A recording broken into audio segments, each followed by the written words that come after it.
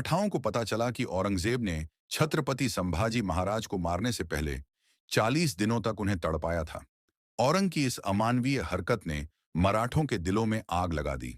इसके बाद मराठा क्षेत्र के सभी राजाओं के आंतरिक मतभेद गायब हो गए और केवल एक ही लक्ष्य बचा, औरंगजेब और मुगलों का विनाश। इधर रायगढ़ किले में इस कठिन समय के दौरान भी संभाजी के मृत्यु के अगले दिन ही 12 मार्च 1689 को रानी येसुबाई ने राजा राम महाराज का राज्याभिषेक करने का निर्णय लिया और अपने सभी मुख्य अधिकारियों को इकट्ठा करके सभी धार्मिक अनुष्ठानों के बाद राजा राम का छत्रपति के रूप में राज्याभिषेक कराया।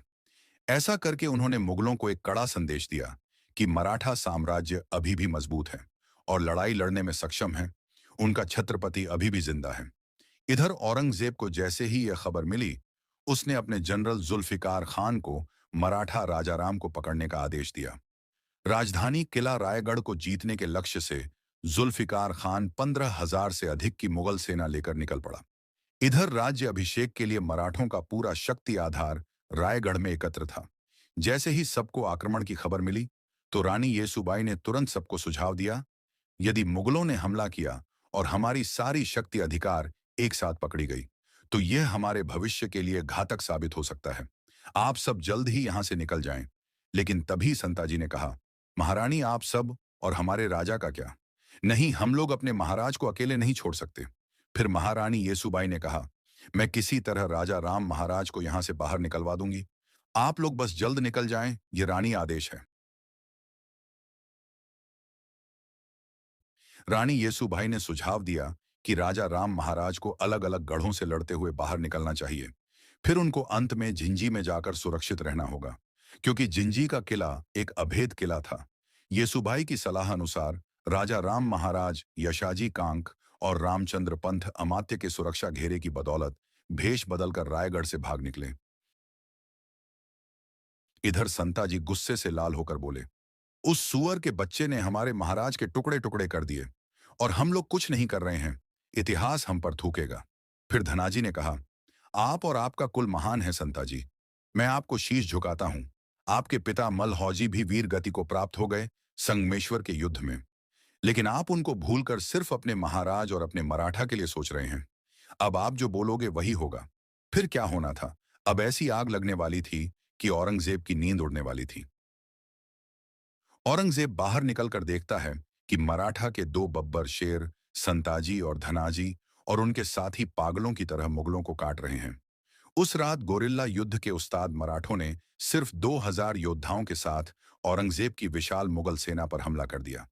संताजी और उनके मराठों ने उग्र शेरों की तरह हमला किया और मुगलों को बेरहमी से मार डाला। हमले के दौरान मुगल सैनिक डर के मारे चिल्लाने लगे। गुस्से में आकर औरंगजेब अपनी तलवार निकालता है और मराठा सैनिकों को मारने लगता है। तभी अचानक उसके सामने संताजी खड़े दिखते हैं, बिल्कुल गुस्से में लाल। संताजी का चेहरा मुगलों के खून से लथपथ था। उस समय औरंग भी गुस्से में था। दोनों एक दूसरे की तरफ युद्ध करने के लिए बढ़ते हैं। संताजी के एक तलवार की वार से ही औरंग वही गिर जाता है। जैसे ही संताजी उसको मारने वाले होते हैं, अचानक मुगल सैनिकों की ढेर संताजी को उलझा देती है। मौके का फायदा उठाकर औरंगजेब अपनी जान बचाकर भाग जाता है। मराठों ने एक के बाद एक मुगल लाशों का ढेर लगा दिया। मराठों ने औरंगजेब के सारे निजी तंबू में भी आग लगा दी। उस दिन उसके साम्राज्य का गौरव चकनाचूर हो गया और उसे हमेशा के लिए कायर करार दे दिया गया। एक प्रतीकात्मक जीत के रूप में मराठों ने औरंगजेब के तंबू से 2 सोने के शिखर उठाए और उन्हें सिंहागढ़ किले के ऊपर रख दिया। अगली सुबह जब औरंगजेब ने युद्ध के मैदान को मुगल लाशों से अटा पड़ा देखा, तो वह अविश्वास में बुदबुदाया, या अल्लाह, ये मराठे किस मिट्टी के बने हैं? वे ना थकते हैं, ना झुकते हैं, ना पीछे हटते हैं। क्या हम उन्हें नष्ट करने की कोशिश करते हुए कहीं खुद ही तो नष्ट ना हो जाएं? औरंगजेब इस अपमान से कभी उभर नहीं पाया। इधर मुगल कमांडर जुल्फिकार खान ने रायगढ़ किले पर कब्जा कर लिया, लेकिन राजाराम वहां से तब तक तो निकल चुके थे। लेकिन मुगलों ने संभाजी राज्य की 2 माताओं, उनकी पत्नी येसुबाई और दादी छत्रपति शिवाजी महाराज की पत्नी सकब्बाई के साथ उनके पुत्र शाहू जी को बंदी बना लिया। जुल्फिकार खान तुरंत सभी कैदी को औरंगजेब के पास ले गया। जैसे ही यह खबर संताजी को मिली, उन्होंने रायगढ़ किले पर हमला कर दिया। मराठों ने जुल्फिकार खान की सेना को काटकर रायगढ़ किले पर भी कत्लेआम मचा दिया और मुगलों का बेशकीमती खजाना, घोड़े और 5 हाथी अपने साथ पकड़कर पन्हाला लेकर आए। इस तरह कई गोरिल्ला युद्ध ने मुगल सेना का मनोबल तोड़कर रख दिया, क्योंकि मराठों को जब भी मौका मिलता वह मुगल सेना को चीर के रख देते। अब बारी मुकर्रम खान की थी, जिसने छत्रपति संभाजी महाराज को छल और धोखे से कैद किया था।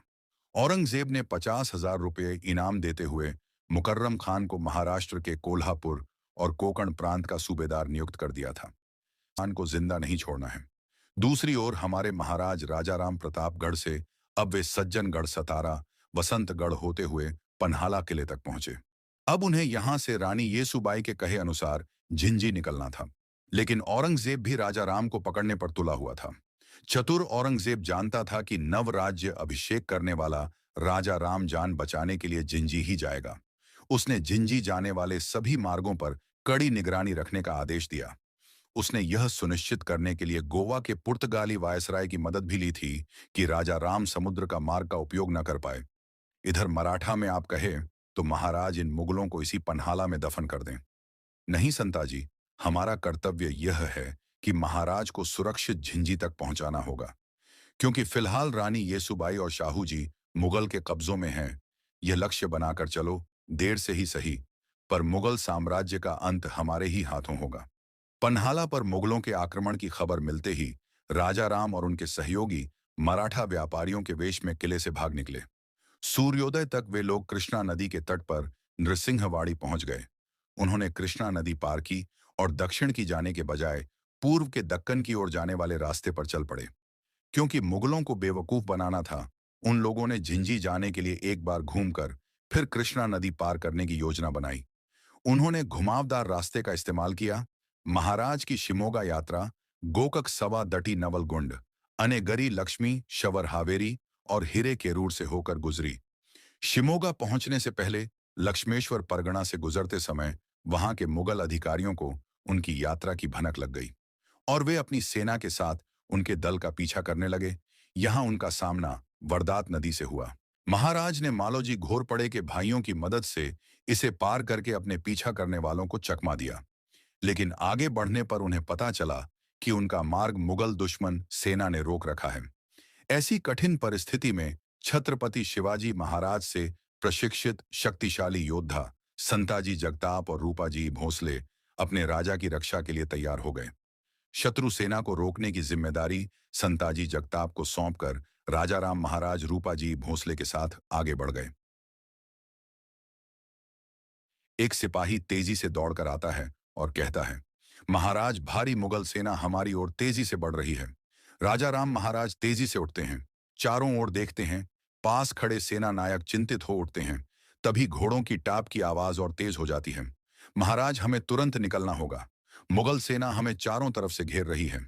इससे पहले कि मराठा सैनिक कुछ कर पाते, अब्दुल्ला खान की विशाल सेना चारों दिशाओं से हमला कर देती है। तलवारें टकराने की आवाज, घोड़ों की हिनहिनाना गूंज उठते हैं। मराठा सैनिक बहादुरी से मुकाबला करते हैं, लेकिन संख्या में कम होने के कारण कई वीर गति को प्राप्त होते हैं। अब्दुल्ला खान कहता है, राजा राम को जिंदा या मुर्दा पकड़ो, किसी भी हालत में भागने ना पाए। मराठा योद्धा अंतिम सांस तक लड़ते हैं और आखिरकार अब्दुल्ला खान की सेना सभी मराठा सेना को बंदी बना लेता है और फिर उन्हें बीजापुर किले में ले जाया जाता है। आखिरकार मराठाओं का राजा राजा राम हमारे कब्जे में है। औरंगजेब को संदेश भेजो कि मराठों का खेल खत्म। एक मुगल सैनिक कहता है, हुजूर पहले पहचान की पुष्टि कर ले। अब्दुल्ला खान, क्या मतलब? राजा राम हमारे सामने खड़ा है। सैनिक बंदियों को जबरन घसीट कर सामने लाते हैं, लेकिन उनमें से कोई भी राजा राम नहीं होता। अब्दुल्ला खान का चेहरा अचानक गंभीर हो जाता है। धोखा, यह कैसे हो सकता है? तभी एक घायल मराठा सैनिक हंसता है। उसकी आंखों में चमक और चेहरे पर वीरता झलकती है। राजा राम महाराज, तेरे हाथ कभी नहीं आएंगे। मराठा साम्राज्य को खत्म करने का सपना मत देख। अब्दुल्ला खान गुस्से में कहता है, राजा राम, इस बार तो तू मेरे हाथों से बच गया, लेकिन बहुत जल्द मैं तुझे तेरे बाबा साहेब और भाई के पास भेजूंगा। मराठाओं ने एक बार फिर मुगलों को चकमा दे दिया था। अब्दुल्ला खान के घमंड को करारी शिकस्त मिली, लेकिन मुगलों का कहर अभी खत्म नहीं हुआ था। अब्दुल्ला खान ने उन सभी सड़कों पर अपने जासूस तैनात कर दिए थे जिनसे राजा और उनके लोग यात्रा करने वाले थे। राजा राम महाराज और उनके लोग मुगल जासूसों से बचने के लिए आगे की यात्रा में घोड़ों का उपयोग करना छोड़ दिया। इसलिए वे सामान्य यात्री, तपस्वी, संत, व्यापारी, भिखारी आदि बनकर आगे बढ़ते रहे। वे मुगल चौकियों से बचने में कामयाब रहे और मुगलों को चकमा देकर 300 किलोमीटर दूर बेंगलुरु पहुंच गए। वहां पहुंचते ही बेंगलोर में एक और घटना घटी, जिसने मराठों के लिए खतरा खड़ा कर दिया। वहां का एक सहयोगी राजा राम महाराज के पैर धो रहा था और कुछ स्थानीय लोगों ने यह देखा। अब उस क्षेत्र में यह खबर फैल गई कि एक महत्वपूर्ण और उच्च पदस्थ मराठा आया है। देखते देखते यह खबर जंगल में भीषण आग की तरह फैल गई और स्थानीय मुगल थानेदार तक पहुंच गई। यह बात वहां पर स्थित खंडो बल्लाल को पता चल गया। उसने मराठों को सतर्क कर दिया। खंडो बल्लाल ने राजाराम महाराज से अनुरोध किया कि वे अपने अधिकारियों को इकट्ठा करें और दूसरे रास्तों से चले जाएं। मुगलों को भटकाने के लिए खंडो बल्लाल और कुछ अन्य लोग यहीं रुक गए। जब थानेदार पूछताछ करने आया तो उसने पाया कि महाराज वहां है ही नहीं। इसलिए उसने खंडो बल्लाल और अन्य लोगों को जंजीरों में जकड़ दिया और पूछताछ करने लगा। हुजूर, अगर राजा राम यहाँ होता तो मैं खुद आप सबको सूचित कर देता। तुम्हें क्या पागल कुत्ते ने काटा है जो तू अपने राजा को अफसाएगा? बल्लाल ने कहा, राजा राम का परिवार मेरा भी दुश्मन है। उसके भाई शंभू राजे ने मेरे पिता बालाजी आवाजी को हाथी के पैरों से कुचलवा दिया था। मुझे भी उससे बदला लेना है। किसी तरह मुगलों की नजरों से बच बचाकर राजा राम महाराज और अन्य लोग घोड़े पर सवार होकर तकरीबन 35 दिन का सफर करते हुए आखिरकार झिंझी में प्रवेश कर गए। अब महाराज और उनके आदमियों के सामने एक और बाधा खड़ी थी। उनकी अपनी सौतेली बहन अंबिका, अंबिकाबाई संभाजी की सगी बहन थी और राजा राम महाराज की सौतेली बहन। जब उन्हें राजा राम महाराज की किले का उपयोग करने की योजना के बारे में पता चला तो उन्होंने उनका विरोध करने का फैसला किया और युद्ध की तैयारी शुरू कर दी। हालांकि ना तो किले के लोग और ना ही उनके सलाहकार उनके पक्ष में थे। उनके मंत्रियों ने आपसी मतभेद भुलाने को कहा ताकि उनके पिता शिवाजी का सपना न टूटे। इसीलिए अंबिकाबाई को राजा राम महाराज के लिए झिंझी किले के द्वार खोलने पड़े। आखिरकार 15 नवंबर 1689 को राजा राम महाराज अपने दल के साथ झिंझी किले में पहुंच ही गए थे। इस तरह महाराज की इस यात्रा की गाथा समाप्त हुई। तुलापुर से भागा हुआ बादशाह बीजापुर में बैठा था। औरंगजेब अपने नक्शे पर झुका हुआ था। उसके सामने तमिलनाडु का झिंझक लाल घेरे में था।